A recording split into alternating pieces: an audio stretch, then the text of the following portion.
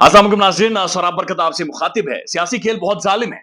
ये घूम घाम के वहीं पर पहुंच गया है जहां से 15 माह पहले शुरू हुआ था।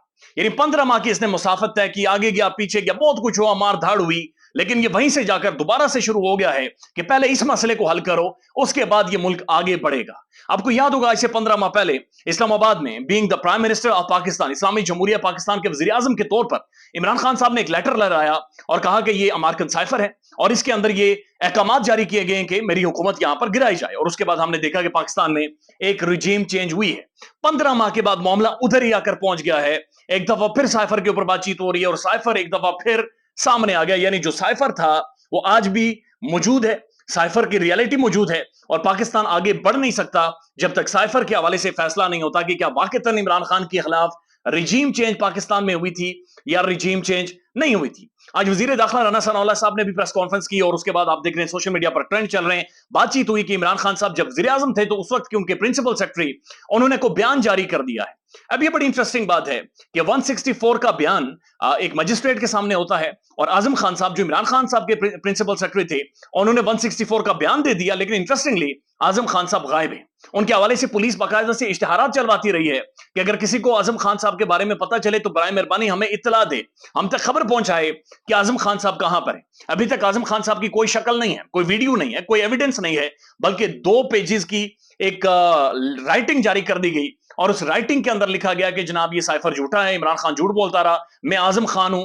और ये मैं आपको बता रहा हूं कि जनाब इमरान खान साइफर के हवाले से सब कुछ झूठ बोलता रहा। उसके ऊपर ना किसी के साइन है, ना किसी का स्टैंप है, ना किसी के दस्तखत है, ना किसी का अंगूठा लगा हुआ है, ना किसी का शनाख्ती कार्ड लगा हुआ है और ना ही किसी मजिस्ट्रेट की अपनी मोहर उसके ऊपर मौजूद है। 2 पेजेस जो सोशल मीडिया के ऊपर सर्कुलेट करवाए जा रहे हैं। अब ये बड़ा इंटरेस्टिंग मामला हो गया है कि वह 164 का बयान बंदे का तो आ गया, ना मजिस्ट्रेट साहब सामने आए, ना बंदा सामने आया, ना बंदे की कोई वीडियो सामने आई। इसके ऊपर इमरान खान का जवाब आया है और इमरान खान ने खुलकर कहा है कि मैं अब इस मामले को छोड़ूंगा नहीं, मैं बल्कि इस मामले को नंगा करके आवाम के सामने सब कुछ रखूंगा, यानी सारे हकायक खोलकर रख दूंगा।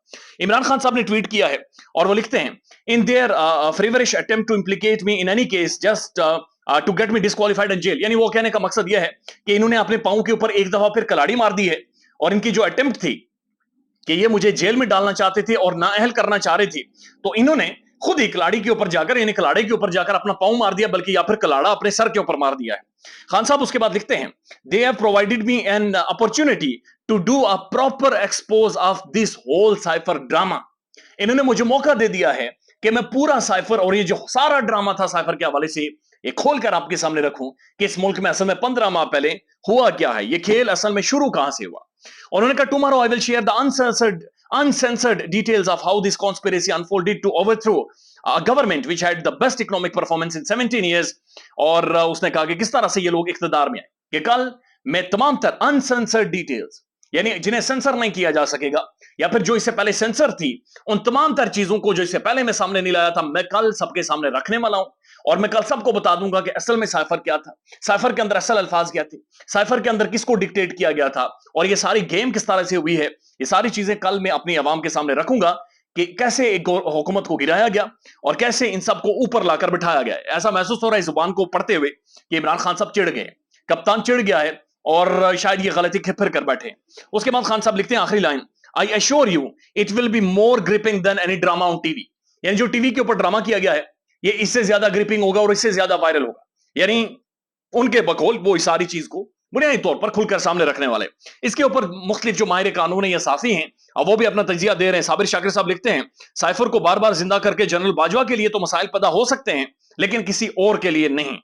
उसके बाद अतर काजमी साहब लिखते हैं, कुछ साफी दोस्त साइफर के मामले पर आजम खान के तहलका खेज बयान का इंकिशाफ कर रहे हैं। यानी बहुत सारे साफी कह रहे हैं कि तहलका मच गया, आजम खान अपने दोस्त के घर में था, दोस्त से उसने खबर जारी कर दी, जनाब ये एक रियलिटी है, आजम खान ने तबाही फेर दी है, आजम खान ने डायनामिक्स बदल कर रख दिए हैं।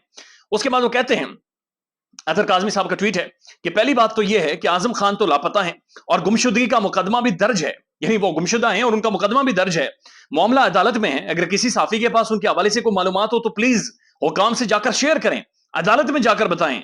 जहां तक साइफर की बात है तो 2 दफा मुल्क की आला तरीन सिविलियन और अस्करी क़यादत नेशनल सिक्योरिटी काउंसिल में इसकी हकीकत और इसमें इस्तेमाल होने वाली गैर सिफारती जुबान, यानी 2 दफा नेशनल सिक्योरिटी काउंसिल की मुलाकात हुई थी जहां पर आला तरीन हुकाम पाकिस्तान के बैठे थे और उन्होंने कंडेम किया था कि एक बहुत ही अनप्रोफेशनल, ایک ان ڈپلومیٹک لینگویج اس کے اندر باقاعدہ سے استعمال ہوئی ہے.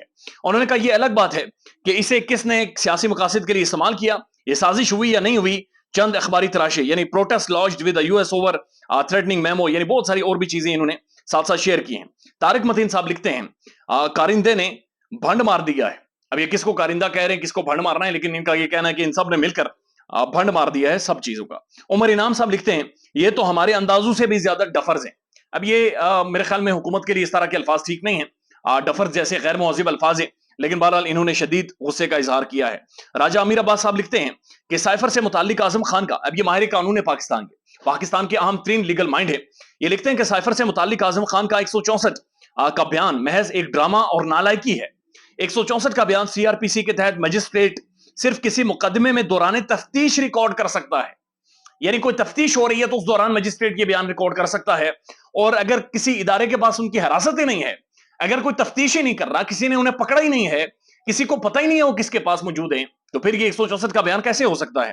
جبکہ سائفر سے متعلق نہ کوئی مقدمہ ہے اور نہ ہی کوئی تفتیش, اور مزید 164 کے اقبالی بیان کے بعد ملزم جیل جاتا ہے. ٹوٹل غیر قانونی عمل, یعنی ایسا محسوس ہو رہا ہے یہ بنڈ مار گئے ہیں, سیریسلی ایسا محسوس ہو رہا ہے یہ ایک دفعہ پھر اس سارے معاملے کو مس ہینڈل کر گئے. میاں علی اشفاق صاحب اگین پاکستان کے لیگل مائنڈ, ایک بڑی بریلینٹ پرسنالٹی ہیں, لکھتے ہیں لاپتہ افراد کا 164 کا بیان قانون بھانک منی چڑھ گیا ہے. ایسا بیان قانون کی نظر میں رتی برابر بھی حیثیت نہیں رکھتا.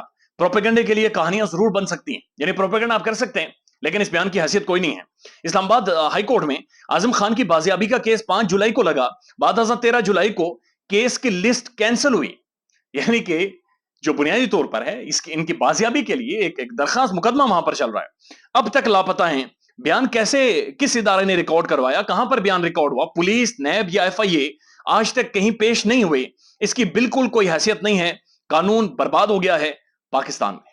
اگین ایک محسوس ہو رہا ہے کہ ایک زبردستی کا خان کے اوپر ایک معاملہ ڈال کر خان کو نااہل کرنا ہے یا اسے جیل میں ڈالنا ہے. ایک ڈسپریشن نظر آ رہی ہے. اب محسوس ہو رہا ہے کہ تیزی کرنی پڑے گی. بہت سارے جو 200 کیسز ہیں ان کی کوئی ریئلٹی نہیں ہے, لہٰذا ایک اور چیز ڈال کر اس کے اندر عمران خان کو نااہل کروا دیا جائے. خیال رکھیے گا اپنا. اللہ حافظ.